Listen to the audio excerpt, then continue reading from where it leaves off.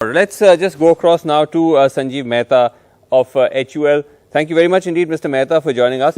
Hi, good afternoon, Mr. Srinivas. Good afternoon. Delighted to be here. Yeah, great to have you. Mr. Mehta, before we get into the budget, I just want to ask you that overall, because the economic survey already pointed to the fact that the economy has started to kind of pull back, in your own experience with HUL, firstly, did you at all face any stress during the pandemic, or were the numbers anyway looking good? And if not, are they now back to pre-pandemic? Thank you for that question, Srinivasan. If we look at in the last accounting year or the fiscal year, we had a 6% top line growth, and which is understandable because it was very severe in the first wave where a lot of severe lockdowns happened. And if we look at now for the first 3 quarters, we are running at double-digit growth. Yeah. So if you look at the numbers for the largest consumer goods company in the country, it may look very all right. But we are very clearly seeing, while the headline numbers are good, there is a stress on volumes, especially in rural areas. I see. And volumes is contributed by several factors. Amongst them is the unprecedented inflation as well. That's very interesting. Yes. That's very interesting. You're saying that, sir, because on one hand, you're saying that the top line numbers may look robust, but inflation, which is kind of hitting people's pockets, particularly in rural areas, that has led to some dip in spending. Is that correct? That's right. Especially in volumes, not in the headline spending. And because what happens is when the prices go up, then the consumers do titrate the volumes. Yeah, they have a finite sum of money to spend. So they would still spend, say, on the essentials, but because the prices have gone up, they will be buying lesser volumes. Okay, understood. So where you may buy 2 soaps or 3, I mean, you cut down whatever the goods are. That's right. That's right. You will be constantly checking. But tell me, Mr. Mehta, because now with this budget, and everyone has been talking about this, that there has to be a way found to spur demand to get consumer spending back on track. Where is the evidence that this budget has managed to achieve that in concrete terms? Yeah, there is a philosophical aspect behind the budget. One thing we could have asked for is, could you have more direct transfer of money to the consumers? And that could be done by increasing the outlay on Manrega, or by bringing in a urban equivalent of Manrega, or reducing the taxes on the middle class. That would have directly put in more money in the hands of consumers.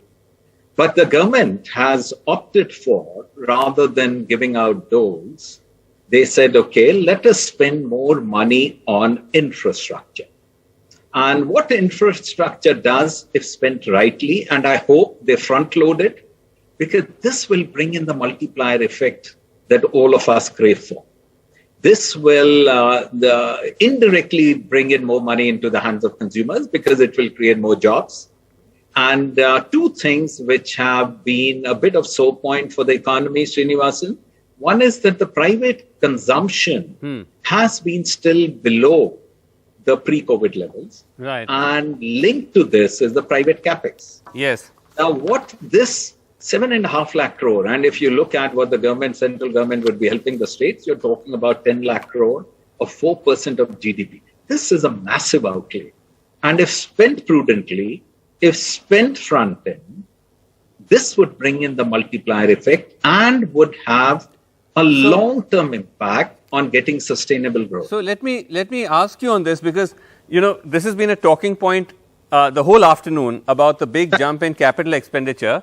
Now the thing is that even last time the capex amount was not small. It was 5.5 lakh crores. That was the budgetary estimate.